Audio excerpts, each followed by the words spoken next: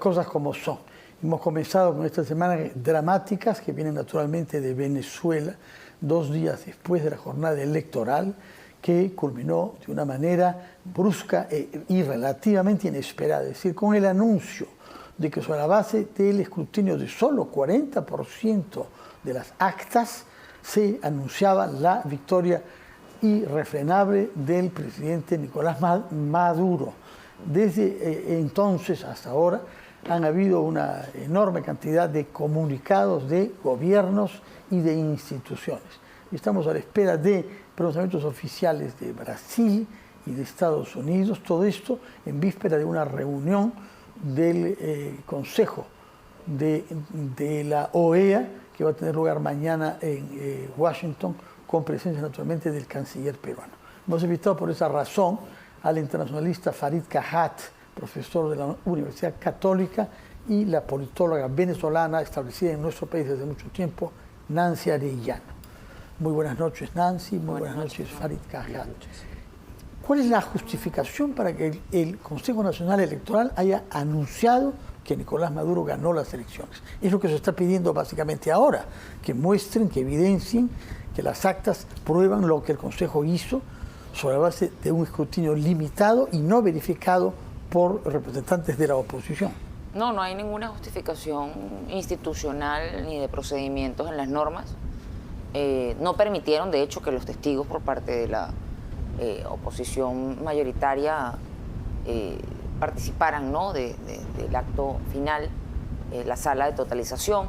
Enrique Márquez, otro de los candidatos, sí logró que entrase uno de sus testigos y en efecto dice que no se hizo la totalización en frente de todas las partes, ¿no? Entonces, lo que vicia ya parte del proceso establecido en la Ley Orgánica de Procedimientos Electorales, y que, bueno, allí lo que entra es el contraste, ¿no?, que trae naturalmente el proceso con las actas de escrutinio que los testigos tienen a bien resguardar y que, bueno, en este caso sabemos que más del 73% está en manos de la candidatura de oposición y presentan una estadística que tendría una tendencia irreversible, donde se da por ganador a Edmundo González. Farid Kajat, ¿qué reacciones importantes han habido ya? Hemos conocido la de China hoy, naturalmente, Rusia, y en América Latina claramente Cuba, Nicaragua y esperábamos quizá menos Bolivia. En Bolivia ha habido una diferenciación entre la línea del señor Arce, presidente actual, y Evo Morales, que es el más radical, ¿no? Pero, ¿qué cosa estamos esperando que la comunidad internacional pueda decir por una parte y luego hacer? Bueno, no va a haber una respuesta de la comunidad internacional, va a haber respuesta de los actores que tienen una relación más cercana con Venezuela, sea Estados Unidos, la OEA, aunque Venezuela ya no es parte de la OEA, no se le puede por ende aplicar la Carta Democrática Americana, o los países que en su momento crearon el Grupo de Lima. La novedad positiva es que los gobiernos democráticos de izquierda han empezado a tener expresiones bastante más críticas que en el pasado. Chile, claramente. Chile, Brasil, Colombia. Bolivia es el único gobierno que podría ser considerado una democracia representativa que ha saludado el resultado. Digamos, lo que diga Xi Jinping importa poco, porque él jamás ha tenido que organizar una elección democrática, no sabe qué cosa es eso, ¿no? Pero lo que ha llamado la atención es el caso de México, en donde no hay un pronunciamiento explícito sobre el fondo del asunto, parece que están recabando información. Yo presumo que ahí hay diferencias internas. Bárcenas, la canciller, es una persona seria, con un prestigio bien ganado, que probablemente no quiera salir a saludar lo que claramente no es una elección legítima. Pero López Obrador sabemos que en esta materia tiene precedentes. Por ejemplo, él dio por buena la elección en la que se reeligió Ortega, que fue todavía peor que la que acaba de tener lugar en Venezuela, porque Ortega metió presos a todos los opositores en los días previos a la elección.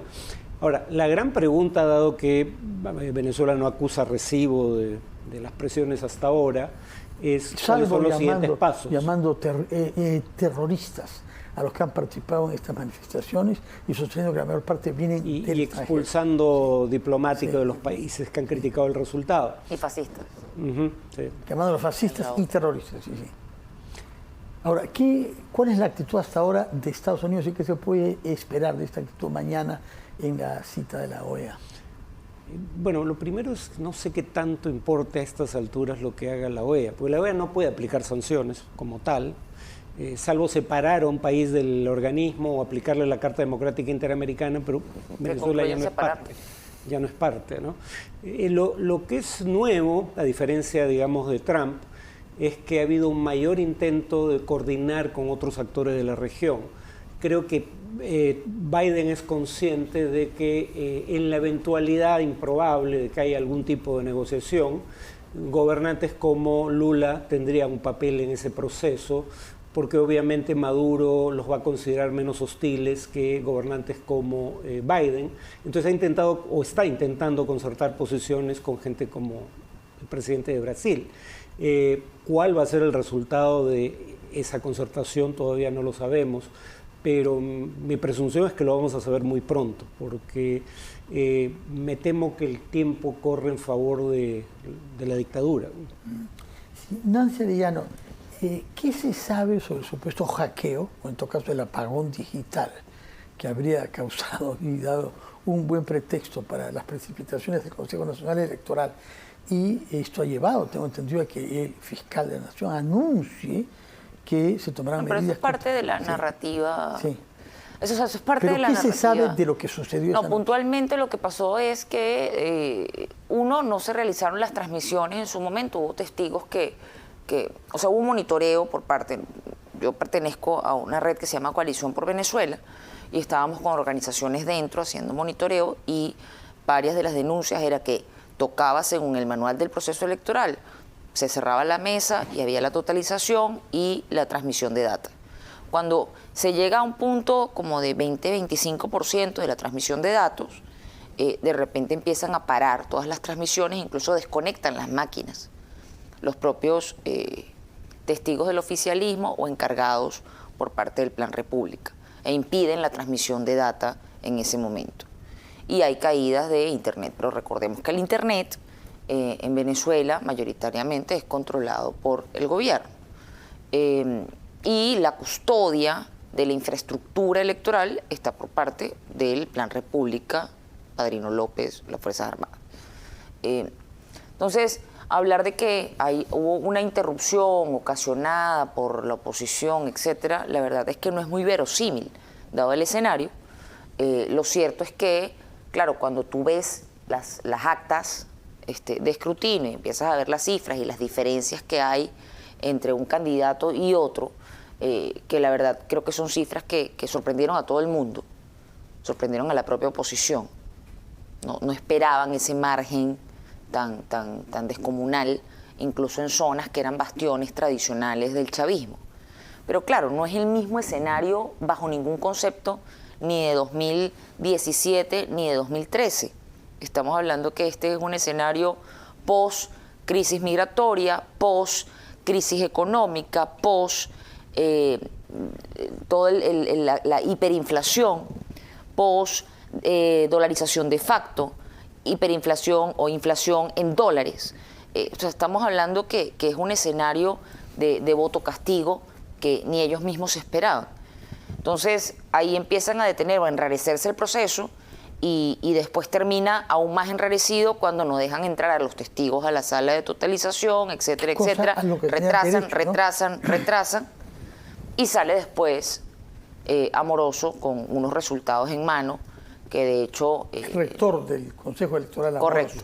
No cuadran las cifras, ni siquiera las que dieron. O sea, las que dieron exceden el 100%.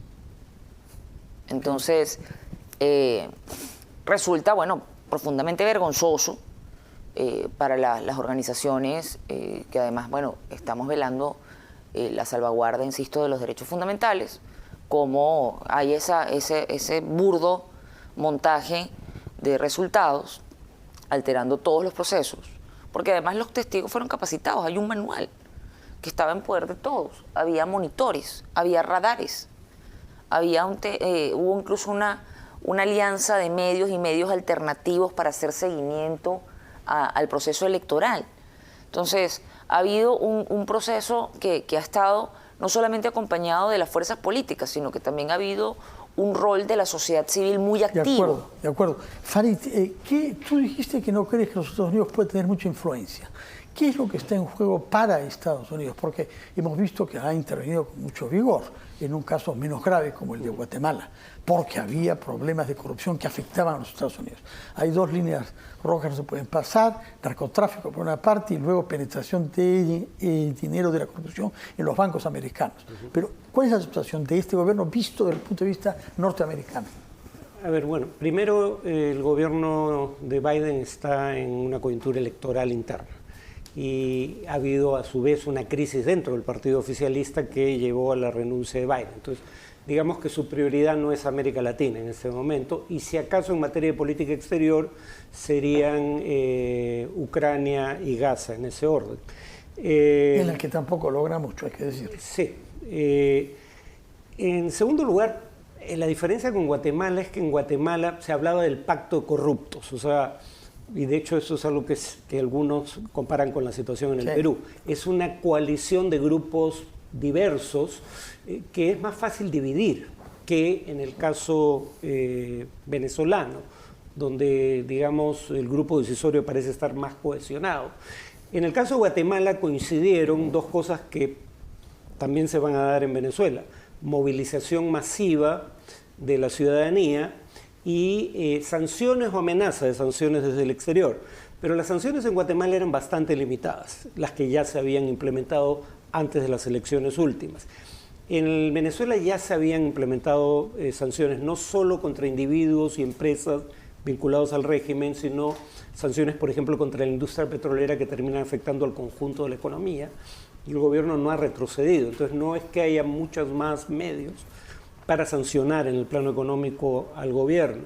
Biden, presumo que, habría que decir, pues Estados Unidos tiene también una historia, digamos, que no es la mejor en su relación con Venezuela, ¿no? Han habido idas y venidas, negociaciones. Sí, no hubo ninguna crítica al golpe de 2002, por ejemplo. Durante Trump se habló de la posibilidad del uso de la fuerza contra el régimen chavista. Entonces Biden parece estar interesado en concertar posiciones con otros actores regionales a los que no se puede acusar de tener una posición preconcebida frente a lo que ocurre en Venezuela, como Lula, que, para decirlo con toda claridad, tuvo una actitud francamente cómplice con Maduro hasta hace no mucho tiempo, ¿no? Y ha cambiado de discurso en meses recientes. De acuerdo. Nancy Arellano, ¿qué sabemos sobre la unidad de la Fuerza Armada venezolana? Puesto que el canciller Gonzalo Solechea, por ejemplo, creía haber tenido conocimiento de algunas expresiones de rebelión. Se ha hablado también de que algunas unidades policiales se han retirado el chaleco salvavidas, pero eso es policía. ¿Qué sabemos sobre la Fuerza Armada? No, yo creo que hay que leer la permeabilidad, ¿no?, del proceso del chavismo, y hay que entender con base a qué se garantizó la cohesión durante la primera década, ¿no? Y hubo una economía rentista que dispensó bajo Chávez, mucho además, fondeo, no bajo claro. ¿no? La gran amalgama tiene que ver con un tema de movilidad social económica a través de estos segmentos de poder dentro del entramado chavista. Y eso yo creo que hay que leerlo más acuciosamente, porque ciertamente ha jugado la economía paralegal justamente para venir a cubrir parte de las necesidades de la economía petrolera que sostenía al régimen durante toda la primera década de los 2000, ¿no? Esto empieza a caer a partir de 2013, coincide con la muerte de Chávez, se elimina el control de cambio, la crisis empieza a agudizarse, las reservas se acaban porque hicieron un uso clientelar de las reservas y montaron además un andamiaje directo con vicepresidencia para todos los programas sociales, de forma de tener un mayor control desde el Ejecutivo. Entonces, ahí hubo un diseño del gasto con un nivel discrecional desde presidencia, Pero eso también implica que así como te llevas el rédito directo del poder de otorgamiento, también de deuda. Y ahí es donde empiezan los márgenes de maniobra de generación de cash flow por parte de la economía criminal. No sabemos si la unidad de la Fuerza Armada no ha sido socavada por el espectáculo de ver a su pueblo y por la eventualidad de tener que cumplir órdenes de disparar. Pero además tienes un tema de generaciones. Tienes un tema de generaciones, tienes un tema de, ya van prácticamente, bueno, van 11 años sin Hugo Chávez. Sí. No, y sin Hugo Chávez, que era otro tipo de liderazgo y otro tipo de cohesión a nivel de autoritas militar, de líder militar. Entonces, el nivel incluso de autoritas en el alto mando, Venezuela, el otro día me estaban comentando, tiene incluso más generales que Estados Unidos. O sea, sí, entonces, lo que digo es que en esa formación existen intereses contrapuestos porque además ha habido una economía militar y un grado de corporativismo dentro del estamento militar, porque han concentrado poder económico y han concentrado incluso la creación de empresas. O sea, son parte del sector privado, lo cual te pone además en unos intereses de crecimiento propio, en una economía dolarizada de facto. Por eso es que hemos llegado a ver militares manejando Ferraris. Sí, eso revela que no tienen pero eso está jugando en el escenario, y juega en el escenario de intereses y de crecimiento, porque resulta que no tienes solamente un militar, tienes un militar y un empresario al mismo tiempo. ¿Cuánto influye en la percepción de esta crisis y en la actitud de los actores el temor a un nuevo éxodo de venezolanos? Bueno, hay encuestas que sugieren que alrededor de un 20% de los encuestados en Venezuela decían, bueno, no como una decisión tomada, pero que considerarían la posibilidad de emigrar si es que se reelegía el chavismo. En el plano económico, digamos, la economía en la década que lleva en el gobierno Maduro se ha contraído a menos del 20% de lo que era en 2003. Creo que el PBI es inferior ahora en Venezuela que en el Perú, ¿no? Sí.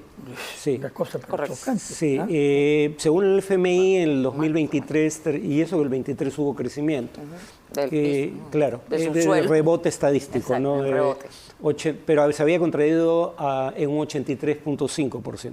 Este año se calcula que habría algo más de un 4% de crecimiento, aunque eso tal vez se reevalúe a la luz de lo que está ocurriendo. Pero el tema es que, claro, cualquier crecimiento es sobre la base de una hecatombe previa. Entonces, en términos prácticos, sigue siendo una economía diminuta. Ya no hay hiperinflación, pero sigue habiendo una inflación bastante alta para estándares internacionales. Entonces, eso presumo que el gobierno pensó que le daba más margen de maniobra, pero como se decía, ¿no? O sea, ¿cómo sabemos que los resultados son inverosímiles? Veamos el contexto, ¿no? Bueno, para empezar, el jefe de la autoridad electoral es un exdiputado y fundador del partido oficial. No hubo la menor pretensión de disimular el sometimiento de la institución. Cuarta parte de los venezolanos en el exilio no han podido votar, virtualmente nadie. Pero además, cuando uno ve encuestadoras que hasta donde yo he podido ver, han tenido un éxito previo en estimar resultados en elecciones en Venezuela, como Data Analysis. Data Analysis era la que daba el margen más, digamos, estrecho entre González y Maduro, y le daba 20 puntos de ventaja a González. De ahí en adelante iban hasta pasados los 30. Luego hay dos encuestas a boca de urna. Y luego hay dos conteos rápidos sobre la base de una muestra de actas. En todas gana González. O sea, es absolutamente increíble el resultado oficial. Entonces, parte del problema con la percepción es que este gobierno sabe que está haciendo fraude y no parece importarle lo que los demás piensen de eso.